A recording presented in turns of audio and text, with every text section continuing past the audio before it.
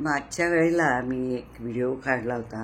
त्यामध्ये positive thoughts, आपण जे विचार चांगले पॉझिटिव्ह करून ते श्वासाबरोबर आत घ्यायचे आणि निगेटिव्ह विचार किंवा आपल्या शरीरातले दोष बाहेर टाकायचे. ह्याबद्दलचा एक व्हिडिओ टाकला होता आणि तो सगळ्यांना खूप आवडला. त्याबद्दल खूप खूप धन्यवाद.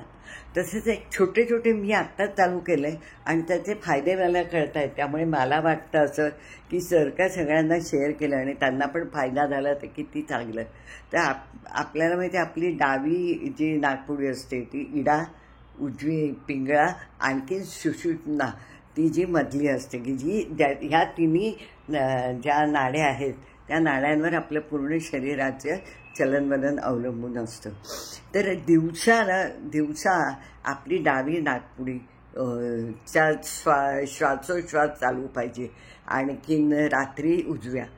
आणि हा ना मी प्रयत्न करून बघितला. आणि सकाळी जेव्हा आपण उठतो ना त्यावेळेला आपण आधी लक्ष द्यायचं की आपली कुठली नाडी चालू आहे, डाव्या बाजूची इडा का उजव्या बाजूची पिंगळा.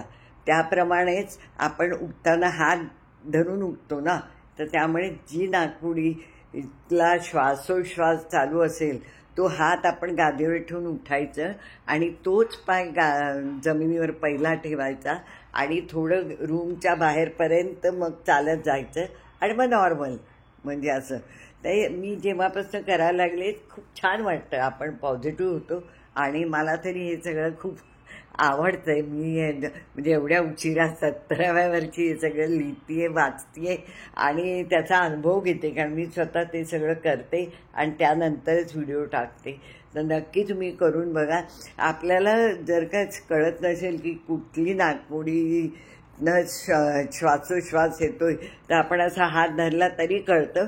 किंवा एक नाकपुडी अशी बंद करायची, श्वास घ्यायचा, दुसरी करायची, ज्यातनं श्वास जास्त बाहेर येतो ती नाकपुडी चालू आहे. आणि शक्यतो दिवसा तुमची इडा चालू पाहिजे. कारण म्हणजे ही सूर्याची नाडी असते उजवी आणि चंद्राची असते. तर दिवसा सूर्य असतो त्यामुळे उष्णता असते. त्यामुळे आपलं शरीर थंड व्हायला पाहिजे. त्यामुळे इडा नाडी चालू पाहिजे. आणखीन रात्रीच्या वेळी थंड असतं त्यामुळे. आणि त्यामुळे पिंगळा नाडी रात्रभर चालू असली पाहिजे. हा प्रयत्न करायचा पण आपोआप होतो त्या सवयीने. अगदी मला तरी आता समजायला पण लागतं आणि माझं असं चालू पण होतं. मी कधीतरी एकदम आठवतो, अरे बरोबर आहे आपलं, आज दिवसातसुद्धा आपली इडा नाडी चालू आहे. तर आपोआप ते छान वाटतं आणि तब्येत पण चांगली राहते. खूप पॉझिटिव्ह फरक जाणवतो. तर नक्की तुम्ही पण हा प्रयत्न करून तर बघा. छोटे छोटे उपाय आहेत, जरा वेळ लागतो पण ते कोणाला घाई आहे. जेवढं थोडासा जर फायदा होत असेल तर का नाही घ्यायचा आपण. तर म्हणून मी हे शेअर केलं आहे. आशा करते तुम्हाला आवडेल.